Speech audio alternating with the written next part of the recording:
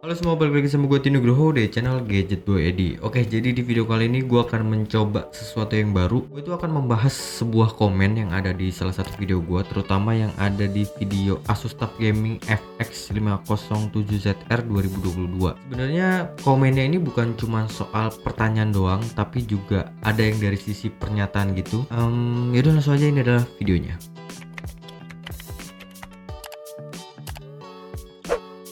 Oke, jadi di sini gue udah dapat beberapa komen dan bisa gue jawab. Maaf banget gue nggak bisa balas semuanya dan agak telat buat ngejawabnya. Komen yang pertama itu ada dari @rio gamers. Laptop ini awal-awal rilis beberapa bulan lalu kayaknya harganya mahal di angka 26 jutaan. Sekarang udah mulai turun di kisaran 21 sampai 22 jutaan. Banyak banget penurunan harganya hanya dalam beberapa bulan doang. Oke, jadi gua akan menjawab. Sebenarnya komen ini tuh udah 1 bulan yang lalu, sekitaran bulan November 2022, dan jujur gua nggak pantengin banget harganya pada saat itu. Cuma kalau gua refresh lagi buat bulan Desember 2022, harganya tuh emang udah turun di angka 21 jutaan, tapi cuman buat beberapa toko aja, nggak semuanya. Rata-rata masih pada jual harga normal di angka 25 jutaan. Kalau menurut gua ya, untuk spesifikasi RTX 3070, SSD 1 TB, RAM 16 GB, dan udah pakai Intel Core i7 generasi ke-12, harga turun jadi 21 jutaan itu udah makin worth it banget buat dibeli. Nanti gue bakal kasih link rekomendasi gue aja, harga yang paling murah gue bakal taruh di deskripsi di bawah. Komen yang selanjutnya, komen dari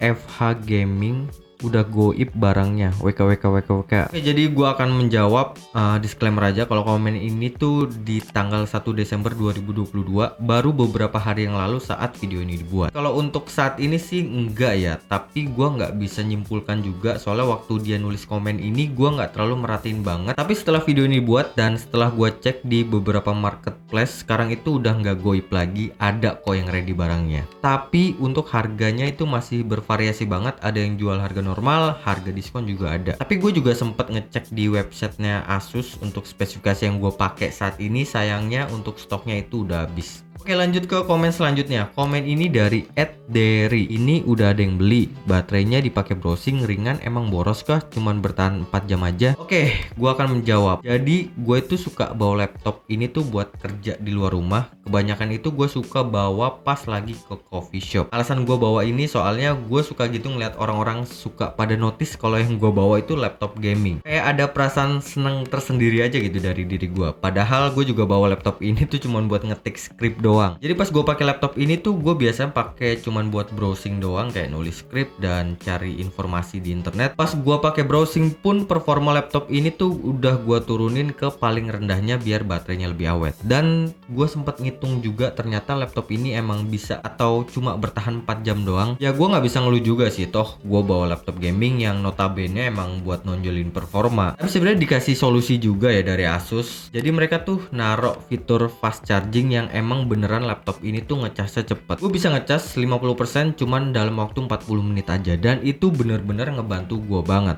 Tapi masalahnya adalah ukuran chargernya pak, gede dan berat banget. Terus juga di laptop ini sebenarnya udah dikasih port Type-C yang udah support sama Thunderbolt, tapi ngeselinnya adalah nggak bisa buat dipakai ngecas ini laptop. Oke, lanjut komen selanjutnya dari @yuno U-nya 2. Tes gamingnya kenapa nggak dicas bang? Intel performanya turun jauh kalau nggak dicas. Gue percaya bisa lancar Genshin 60 fps kalau udah di boost max clocking performanya. Oke, jadi sebenarnya pas gua tag video B-roll itu, yang video gua tentang Asus TUF Gaming itu sebenarnya sambil gua cas. Cuma emang gua sengaja buat ngumpetin biar nggak kelihatan berantakan soal kabelnya. Tahu sendiri kan, musuh dari device itu ya sebenarnya kabel. Makanya setiap YouTuber gadget itu sebisa mungkin ngehindarin kabel itu kelihatan pas ngetek video. Emang sebenarnya penting banget sih ya kalau ngetes game atau ngetes benchmark itu wajib banget colok kabel atau sambil dicas. Dan emang bener juga kalau nggak dicolok itu performanya emang bakalan nggak bisa maksimal, dan juga performa paling tinggi pun nggak bakal bisa kebuka kalau nggak sambil dicas laptopnya. Jadi poinnya adalah sebenarnya gue cas, cuman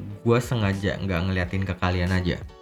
Oke, lanjut komen dari @deva pradana putra 6859. Waduh, kayak nomor telepon nih. Bang, bikin review nih laptop dipasangin SSD NVMe PCIe Gen 4 dong. Terutama buat nambah storage di slot barunya sih. Soalnya slot bawaannya itu kan masih PCIe Gen 3, sedangkan si laptop udah Gen 12. Sumpah ini masih jadi pertanyaan dan mungkin juga belum ada yang buat video itu. Pasti berguna banget informasinya. Oke, gua akan kasih jawaban ke kalian. Sebenarnya gua awalnya agak susah buat ngejawab pertanyaan ini karena gua harus coba sendiri dengan cara gua harus beli yang namanya SSD Gen 4. Gua nggak bisa, Pak. Harganya lumayan banget soalnya. Toh nantinya juga SSD-nya nggak bakal kepake juga buat gua. Soalnya ini laptop pinjaman dari Asus, bukan laptop gua pribadi. Dan gue juga sempet riset dengan ngeliat di beberapa artikel dan juga beberapa reviewer yang emang nggak ada yang bahas bisa atau enggaknya upgrade ke SSD 4.0. Tapi setelah beberapa lama akhirnya gua menemukan solusinya. Gua tanya langsung aja ke orang Asusnya. Dan jawaban mereka adalah bisa.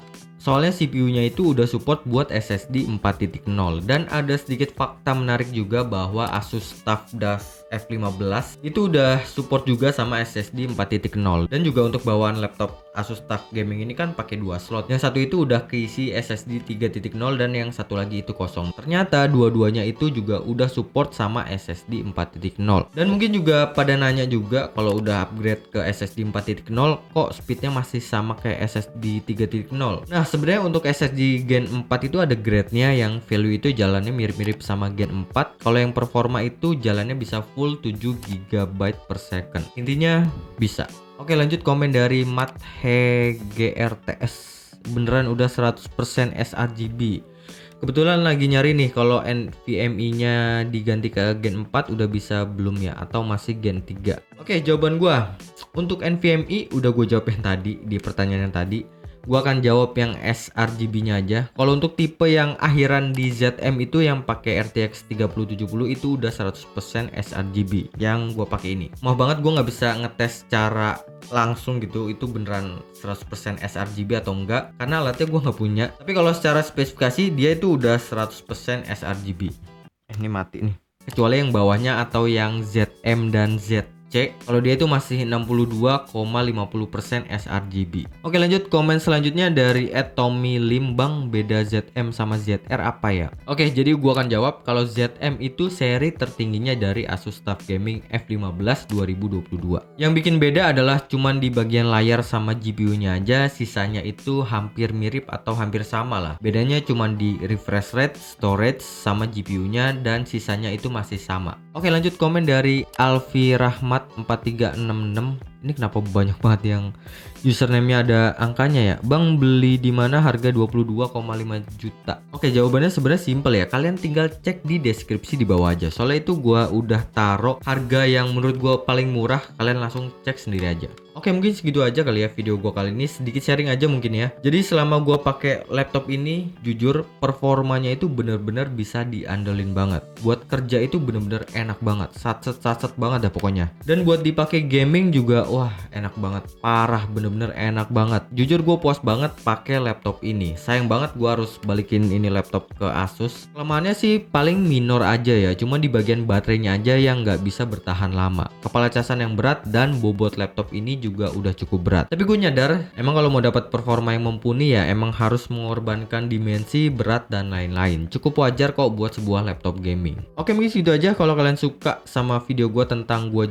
jawabin komen tapi lewat versi video ya biar dapat AdSense lah. Kalau kalian pada suka kan gue bisa bikin video tentang kayak gini lagi ke next video selanjutnya. Oke, segitu aja. Gue Tino cabut. Sampai ketemu lagi di video selanjutnya.